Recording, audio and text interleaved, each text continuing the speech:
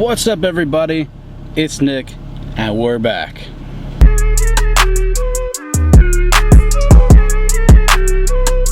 Now, I know it's been like a hot minute since we filmed, because the last time I think I uploaded a video was like 2-ish months ago.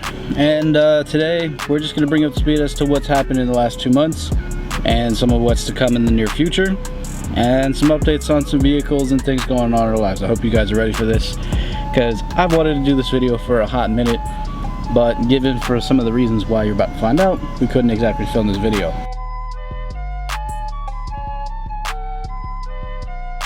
So let's answer the first question, and that is, where have we been and why haven't we filmed since June? And to answer that question, it's a very simple one, and that's we haven't really had any content. Yes, there was Cars and Cigars, and unfortunately I was out of town for 2 of them actually. Family stuff, y'all know how it is sometimes. And then for one of them I was actually sick, because the entire month of July, allergy season around here got really bad, and I could not be outside because I just couldn't breathe. So that's where a good month of that was spent on my bed going, I can't do this. But then we also had some other issues like finances and things like that. As you guys know, I am in the process of paying for this car that I'm in right now, which is my nice 2014 RAV4 XLE. I needed something that could get me around, that was comfortable, I could warranty it if something broke, and had air conditioning, because it gets really hot out here. Your boy doesn't do the heat very well. In addition to this, I've also been trying to sell the Civic. I wanted to keep going with it, but I just can't afford 3 cars at this stage in the game right now. I have had offers for trades, and honestly, I loved the thing. I wish that it worked. I'd probably drive it on the cooler days, because again, no air conditioning.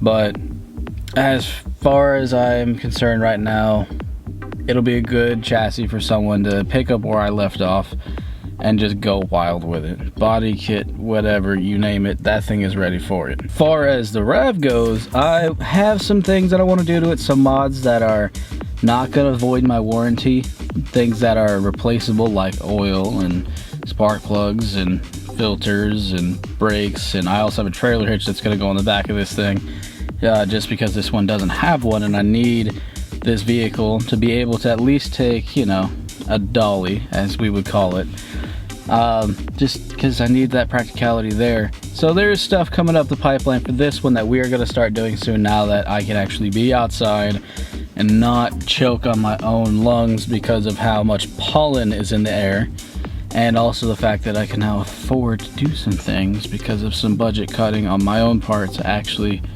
be able to continue to do these types of stuff, because this stuff takes money. I'm not raking in the millions here, people. I wish I was, but I'm not. As far as another car goes, I'm looking at it right now. R240 has unfortunately been left where it lied because of when it broke. I couldn't do anything about it because we needed parts. We now have all the parts, but then July happened and August happened where it was really hot and I couldn't be outside, and then also being out of town for a couple weeks. I know we're still in August for a couple more days, but it's time to get the thing up and running. Ian's on his way to the church right now, and I thought I heard his car a little bit ago, so maybe he's almost here. But we're gonna try and crank this car out in the church lot like good old time's sake from previous seasons. Just can't seem to get away from this place, and I'm honestly okay with it. But we're going to be doing a Z32 brake conversion.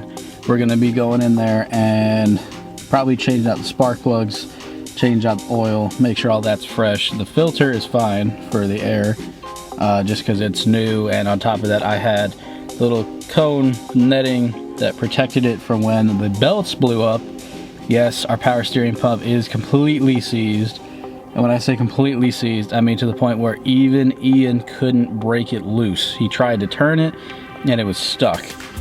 We did get a new one from a guy in Manassas. Huge shout out to you, because we desperately needed the part in order to move the car and do anything with it.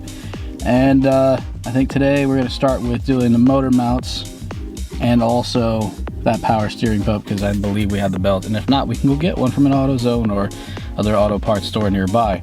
Last but not least, the controversial topic of our channel, and honestly conversation at Chick-fil-A whenever I go off camera, the Evo. What's going on with it? Where is it at? What happened to it? Is it even alive? Did you sell it? Is it dead? It's not dead. Work has been done. The transmission was rebuilt by Shep Trans. Now we're just waiting on the shop time to actually go in there and put the car back together. Moore has been in the midst of a move. They're moving to Gainesville, and I'm actually really excited for that because it'd be a little easier to get to. Even though it's a little farther away, it's much more straightforward. Hopefully that makes sense. Farther away, but more straightforward. I don't have any grief with them. They've honestly treated me well, and for the most part, you know, whenever I had questions, they were able to answer them to their best of their ability. There were some hang-ups and miscommunications along the way, but ultimately, they're still my tuner. I stand by them, I trust them, and when they're done moving, I am, as far as I'm aware, gonna be one of the first cars that actually gets finished up. So I'm excited just because it means that my Evo's engine and everything else that has been built out to be able to go to 1,000 horsepower will finally be able to come out and become alive again. There are some things that are going to limit it from being able to hit 1,000.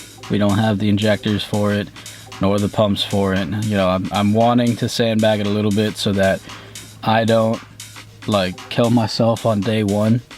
For people who are plugged into the car scene around Northern Virginia, some of you guys might be aware of the whole McLaren incident that happened. I want to say it was earlier this year, maybe it was last year, where a guy had just picked up a new McLaren and within a day pretty much killed himself with the car because he didn't respect the power. He didn't know how to control the power band, and I don't want to be that guy, especially with my dream build car, because that would be super depressing for one thing, but also that means that I would never have been able to truly enjoy it for what it is. So we're going to take our time with that and be patient with it. Be patient with us as we get ready for that to happen in the next couple of weeks, because they're currently in the midst of that move and all that. I'm excited for it, and I'm ready to just all-wheel drive boost around.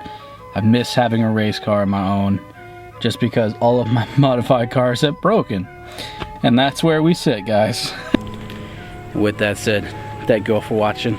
And as always, God bless you guys, and we'll see you next time. Peace.